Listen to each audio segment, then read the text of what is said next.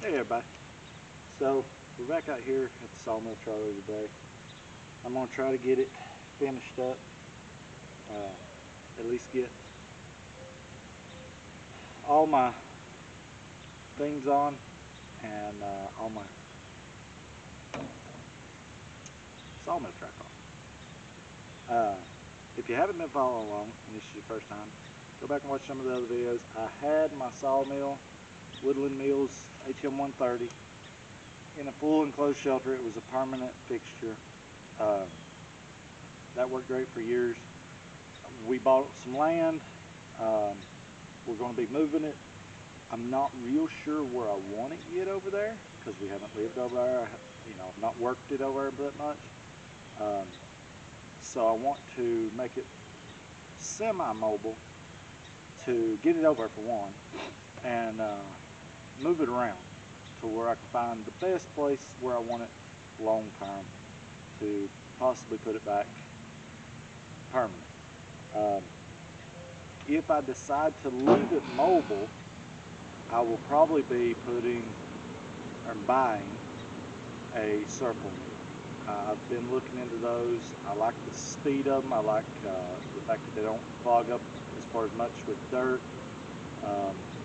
As far as production a little more, if I decide to go into this a little more business end of it on the farm, I will probably invest in a circle mill for production lumber and keep my mobile for people that just want one or two logs done and they don't have a way to bring it to me.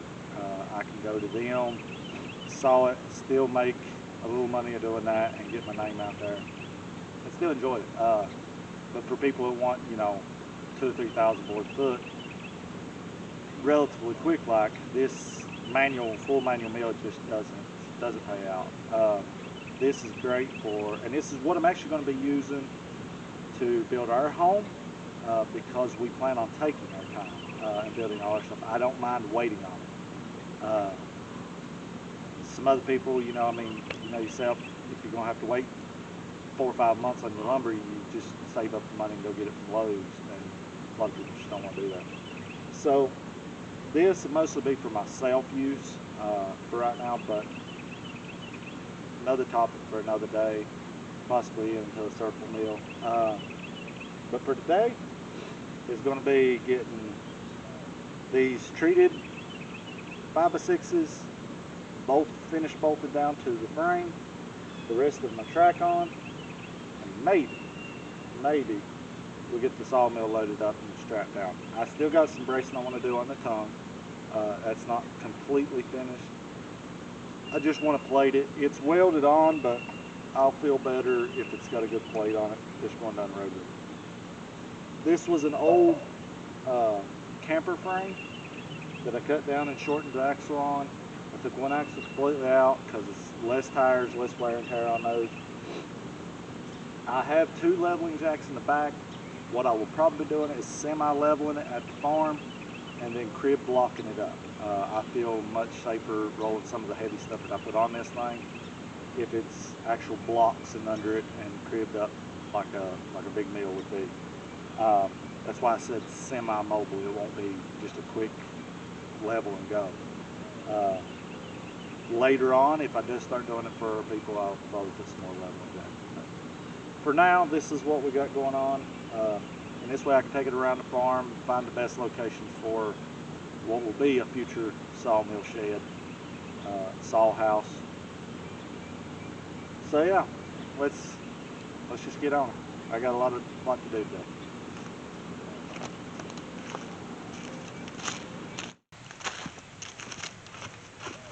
Okay, so I got one hole drilled already. Put a bolt through it. I use thread out and cut them into pieces. Use that as a bolt to go from one end to the other. And I'm putting lock nuts on them, every one of them.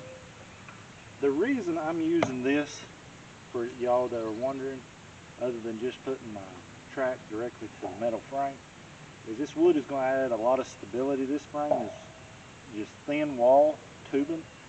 It was not meant for a lot of twisting and turning. So that's one of the reasons I'm putting this wood base on there. I had this wood base on the concrete floor in there, and I had really good luck out of it being a little bit of a cushion in a sense. A lot less wear and tear, vibration of the mill, all that stuff. It sort of takes it up, so it's not so rigid it starts popping welds after a time. It gives it sort of a cushion without being too much. So that's the reason I'm doing these. And that way, if I ever do go to take it off this frame, I can just keep these right on going.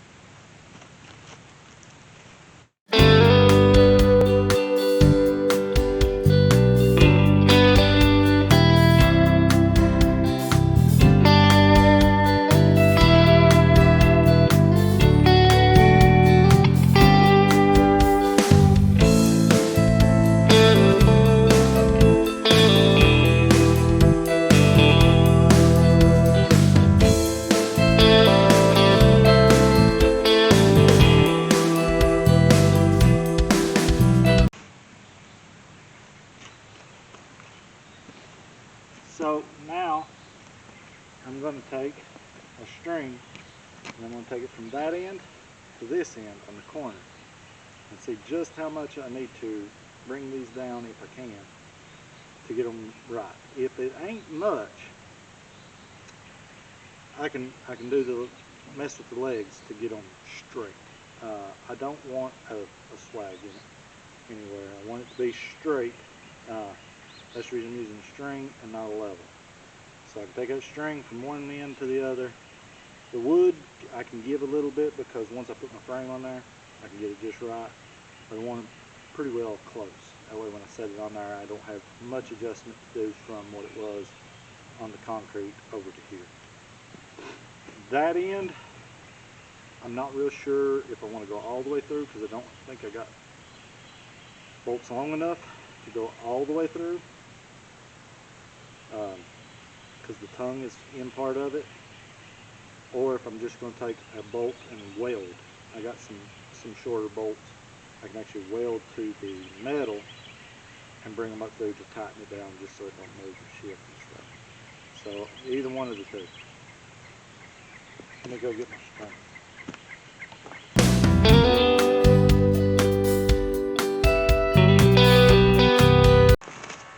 Got my string, and I'm going to get a screw, put in the corner, and see how this works.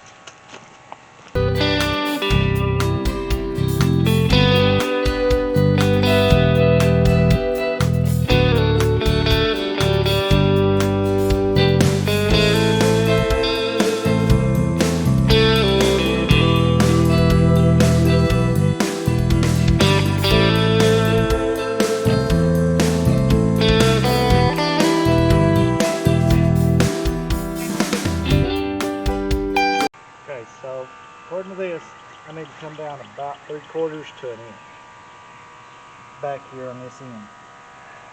To be honest, I'm not real sure how I'm going to do that.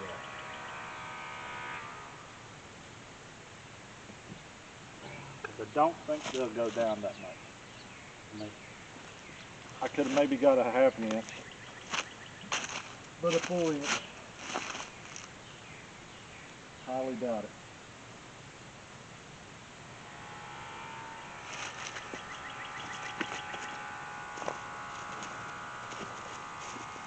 So, what I'm probably going to end up doing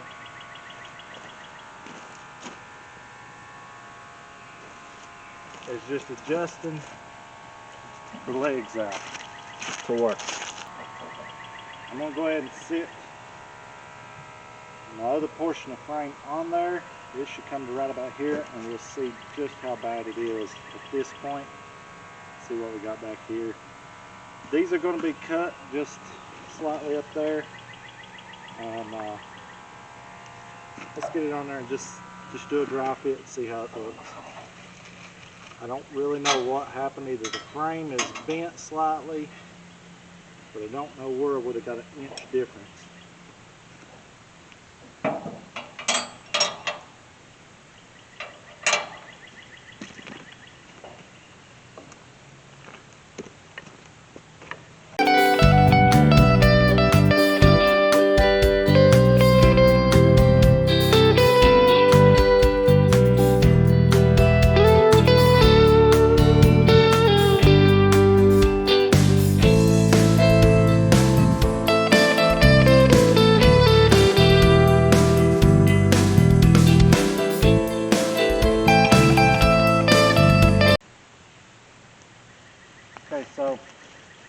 forgot to mention this. When I put that back frame on, I realized it was out of square a little bit. Apparently it's been like that for a long time. It doesn't really affect the run of the mill, I mean, as long as you're level and you're straight, but it was out of square to these. So I squared it up, squared that one up, forgot. I was sitting there wondering why this one wasn't fitting. I never squared this one up yet. So, let me get the wrenches, and we'll do that.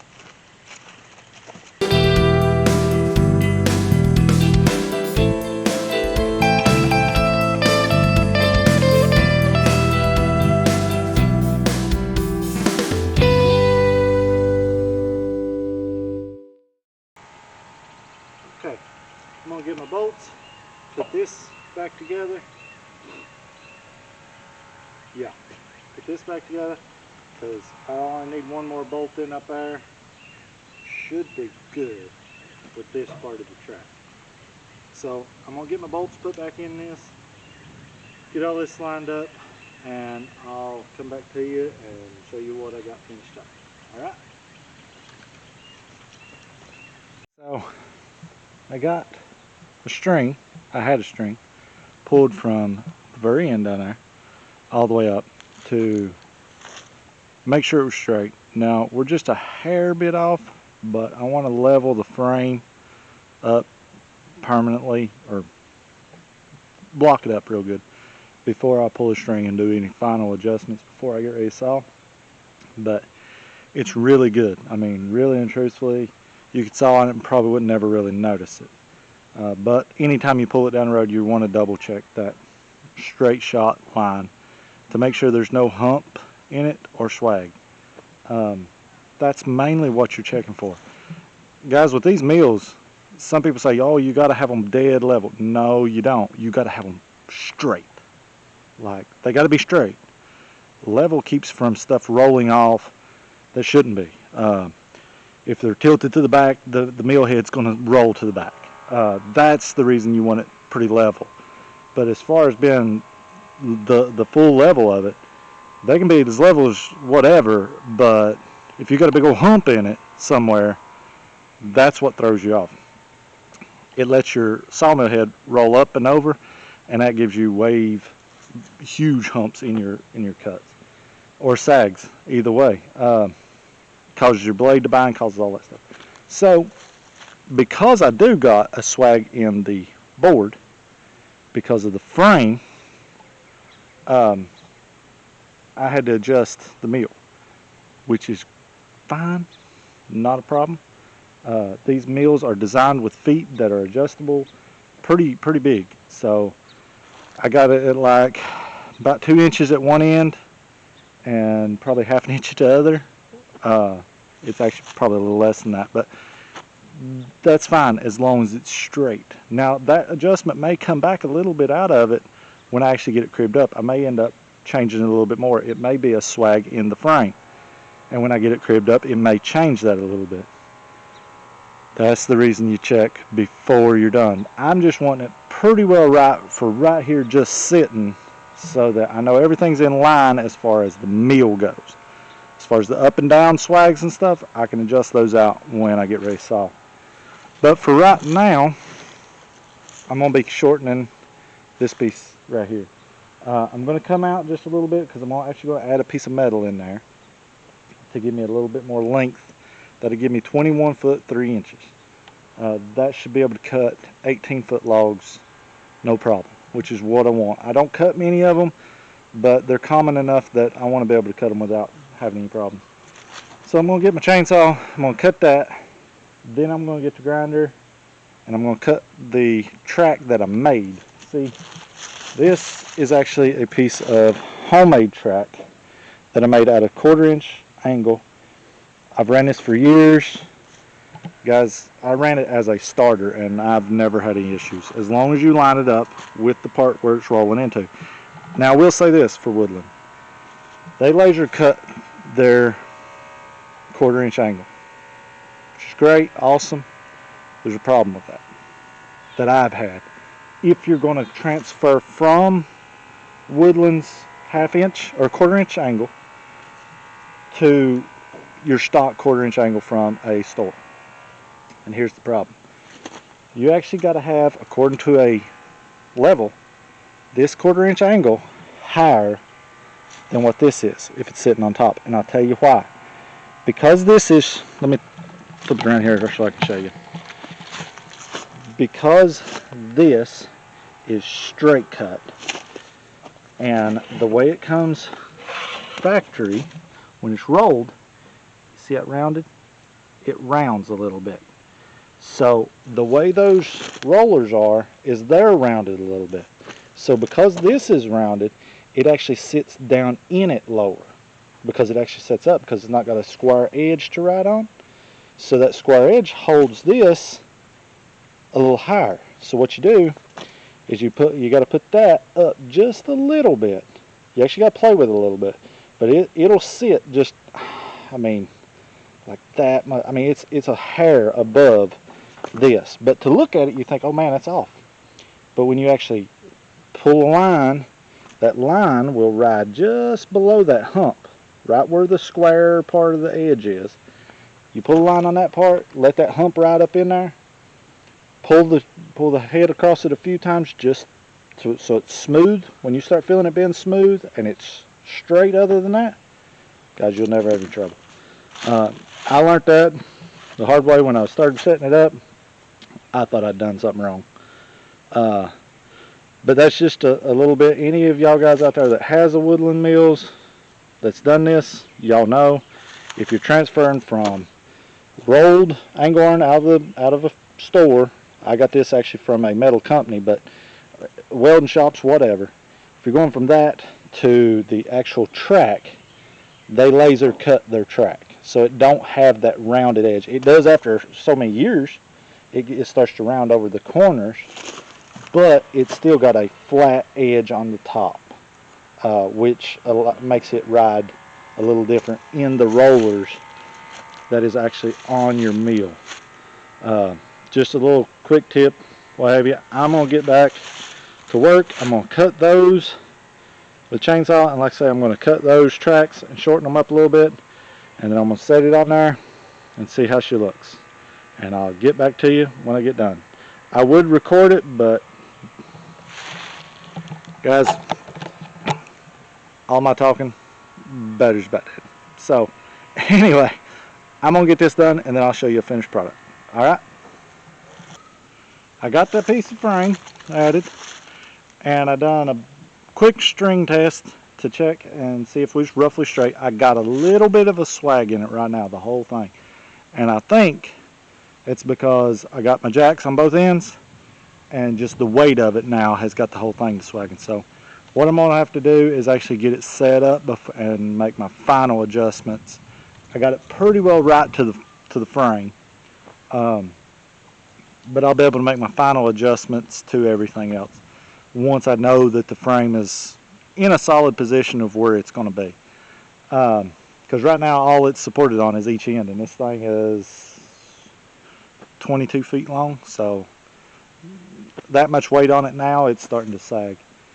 So I'm going to go eat some lunch, and then we're going to come back out, and I'm going to hook to it and try to back it down in that hole and set my mill on it. And I'm going to ratchet strap it down to get it up and out of there, and before long it'll be ready to, I got to finish up. I want to plate that. I may do that first. I may plate that first, because I got my welder and stuff. I may plate that. I got some metal. Then I'll back down there and get that. That way I know the tongue's not going to go anywhere. But first, I'm going to go eat, guys. Getting hungry. Alright, see you in a minute. So, I didn't record it because we was afraid it might cause some major damage trying to record it and do it all at once. But we did get, let me turn it around here. We got it on. It was tricky, I ain't gonna lie. Really tricky. But it's on, and it's pulled out. So now my job is to secure it. We had a ratchet strap on it when we first took it out. My thinking is I got some turnbuckles that I had from a different project a long time ago. I kept them because I keep about everything. So my thinking is I'm going to mount them to the side of the frame down here, and they'll go right up inside that pipe and catch that bolt, and I'll turnbuckle them in to tighten it up. Now that's just one line of precaution that I'm going to do. What I'm thinking is that'll help, but if I'm going down the road with it, I'll probably ratchet strap it too, just to be on the safe side all the way around. That's just to get me from moving around on the farm a little quicker without having to fight with a ratchet strap. But if I was going to haul it down the road, definitely be ratchet strapped. But yeah, it's on there, and it's about the right height, so I think it's going to work good. But I'm about done for the day. I'm tired. So I'm going to do a few other little things around here, get cleaned up, and probably call it a day. I may go ahead and put those in. You see the principle of it, just a small turnbuckle. I'm going to send a bolt through the frame just to hold it on so it don't move and bounce off going down the road or nothing. Like I say, I'll secure it much better even still going down the road. But I'm glad to see it's actually on there. Really, I am. It's all going to work out great. I really think so. We get it out there, we'll find out. Put some logs on it, really put it through the test. Biggest thing is going to be setting it back up and getting that part done. So yeah. But anyway, thanks for watching. Hope you keep watching. I'm going to probably post up when we get it set up out at the farm and get the first few logs sawed on it. So like, subscribe, share, all that good stuff. Let us know if you want to see something different. Let us know we're doing a good job, whatever, if you like what you see. This is the sawmill project. I got a little bit more to go with this to get it up over there, but it's on its way. So stay tuned, keep watching. If you haven't watched all of our videos, go back, watch all of them. It helps tremendously, guys. Every view helps. From what we're learning, everybody that watches, it's one more view. So send it to your friends, like, subscribe, all that great stuff. Thank y'all. Have a wonderful week.